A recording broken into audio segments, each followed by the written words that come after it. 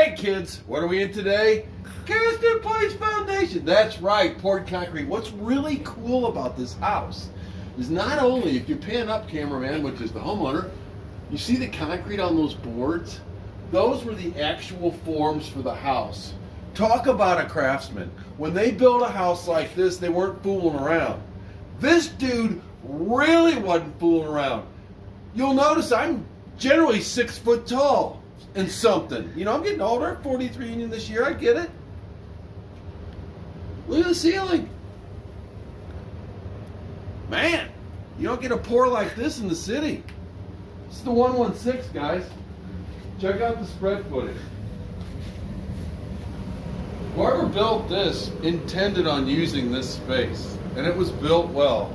In fact, the house was built in 1928, 92 years old, just a year younger than myself.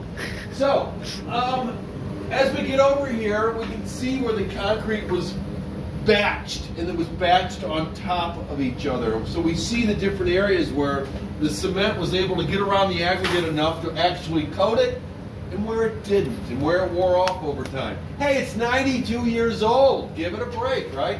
Old coal chutes actually right there. So I would say that the house probably didn't even have a floor in it for a long time. Probably just cinders and stuff like that.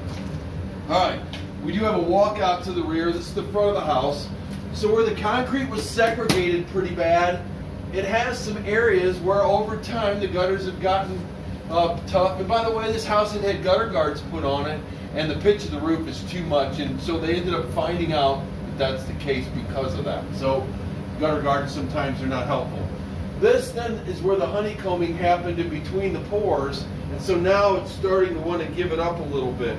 Plus, when you think about it, when you're making concrete, it's cement, concrete, water, sand, chemicals possibly.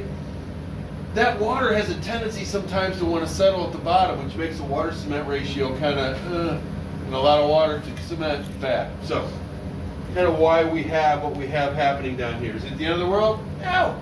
It's going to be a long year after me and the cameraman are pushing daisies. So, I think what we'll first do is, rather than go and do a dig and seals, we'll come in here, clean the walls, knowing that we're going to go into it for a certain amount of linear feet, trying to inject our honeycombed areas with a closed cell urethane so that we occupy the space with the urethane instead of having the organic material, the earth, or whatever is making its way in. So we're going to do it in this area here as well as along the back.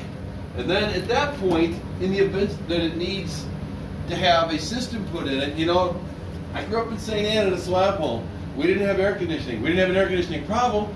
We didn't have air conditioning.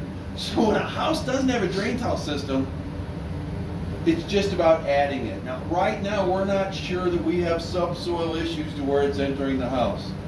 But you're going to finish it, and why wouldn't you finish a space like this? Sometimes it's something to think about. So we're going to talk about putting a 2-wall drain tile system in to do it some good. At least that's half, 50% of the basement. So we'll have those numbers that will be available for that. And then some numbers to go after trying to isolate our infiltration of water through the walls. Okay, so this will be coming with the bid. Until next time.